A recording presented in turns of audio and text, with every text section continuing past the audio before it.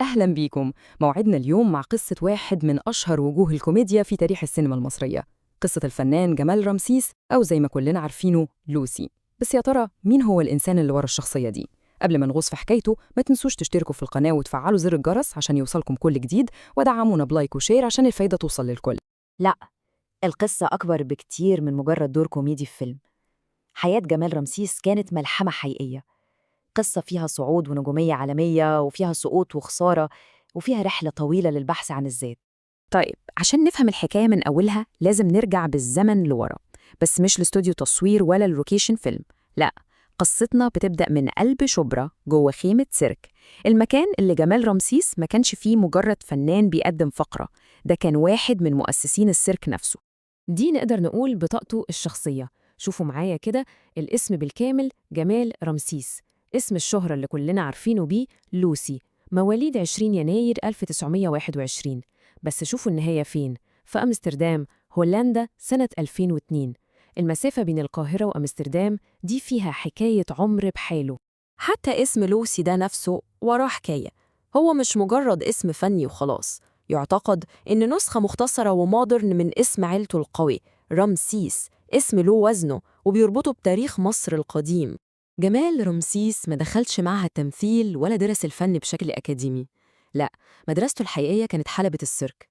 هناك وسط الجمهور والتفاعل المباشر اتعلم ازاي يتحكم في جسمه وازاي يخطف أنظار الناس، وده هو فن الأداء الحقيقي. طيب، بعد ما سيرك رمسيس ثبت رجليه في مصر وبقى اسم كبير، الطموح كبر وبصوا على بره على العالم، ومن هنا بدأت رحلة جمال رمسيس للعالمية. شوفوا بس معايا تسلسل الأحداث المدهش ده.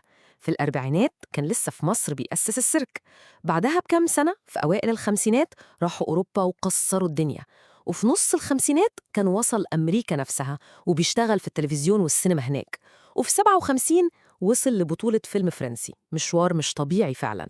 يعني إحنا هنا مش بنتكلم عن ممثل مصري عادي، لا، ده كان فنان عالمي بكل معنى الكلمة. كان نجم في سيرك رمسيس في كل أوروبا، وظهر في أدوار صغيرة في التلفزيون الأمريكي ومثل في كذا فيلم أمريكي، وفوق كل ده عمل بطولة فيلم فرنسي سنة 57. كان بيتنقل بين الثقافات والصناعات دي بمنتهى السلاسة. وبعد كل النجاح العالمي ده، في أواخر الخمسينات جمال رمسيس بياخد قرار محوري ومهم جدا، قرر يرجع مصر.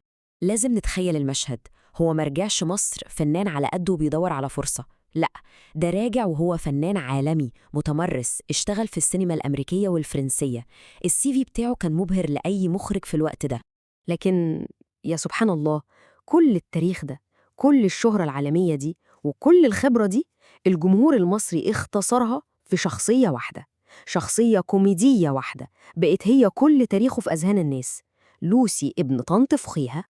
هو في الحقيقة عمل 3 أفلام في مصر، كان له دور في إسماعيليس في البوليس السري سنة 59، وفي نفس سنة إشاعة حب عمل فيلم ملاك والشيطان، بس محدش تقريباً فاكر أي حاجة من دول. الدور اللي علم مع الناس وخلاه أيقونة كان دور لوسي، دور واحد بس كان كفيل يخلده في تاريخ السينما المصرية. وهنا القصة بتاخد منحنى درامي. في الوقت اللي كان فيه نجمه بيلمع في سماء مصر، خد قرار كان هو بداية النهاية، طموح كبير جدا كان سبب في تغيير مسار حياته كله للأبد. الحلم كان إيه بقى؟ هو وأخوه ميمو قالوا إحنا دلوقتي فنانين ناجحين، الخطوة الجاية الطبيعية إننا ننتج لنفسنا، وفعلا قرروا يعملوا فيلم أوروبي من إنتاجهم وبطولتهم في بلجيكا. والنتيجة؟ كارثة. الفيلم فشل ذريع، محدش شافه والنقاد هجموا عليه، الخسارة المالية كانت 100%، يعني كل الفلوس اللي حطوها راحت في الهوا. الخسارة دي ما كانتش مجرد فلوس راحت، لا، دي كانت ضربة قاضية، كانت قوية لدرجة إنها قضت على أي أمل أو خطة إنه يرجع مصر تاني. اتحكم عليه بالمنفى الاقتصادي وكان لازم يفضل في أوروبا ويبدأ حياته من الصفر. ومن هنا بتبدأ مرحلة جديدة وصعبة جدا في حياته، مرحلة الترحال والغربة. بقى عامل زي المنفي بتجول في أوروبا، مش كسائح أو فنان، لأ، كواحد بيدور على مكان يرسى فيه.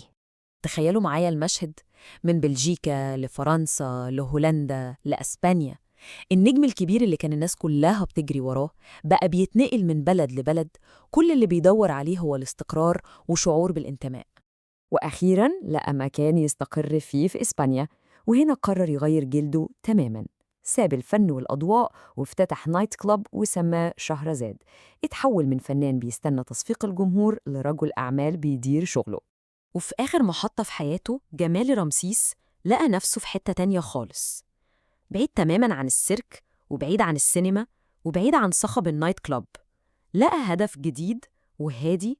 التحول ده عجيب جداً. شوفوا المقارنة دي، من فنان حركي كل تعبيره في جسمه حركته على المسرح قدام الناس، لفنان تاني خالص قاعد لوحده في صمت كل تعبيره في الألوان اللي بيحطها على لوحة. اكتشف موهبة الرسم، وبقت اللوحة هي المساحة اللي بيطلع فيها كل ذكرياته ومشاعره، وكأنه لقى في هدوء الألوان الصوت اللي الشهرة والتصفيق ما قدروش يديهوله. والمفاجأة إن الرسم ده كمان بقى مصدر رزق ليه.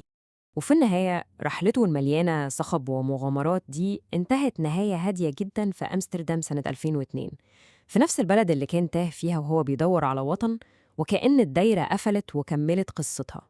طيب، هل نهاية جمال رمسيس الهادية دي كانت هروب من الشهرة ولا كانت رحلة حقيقية للبحث عن النفس؟ أحب أعرف رأيكم في المحتوى ده.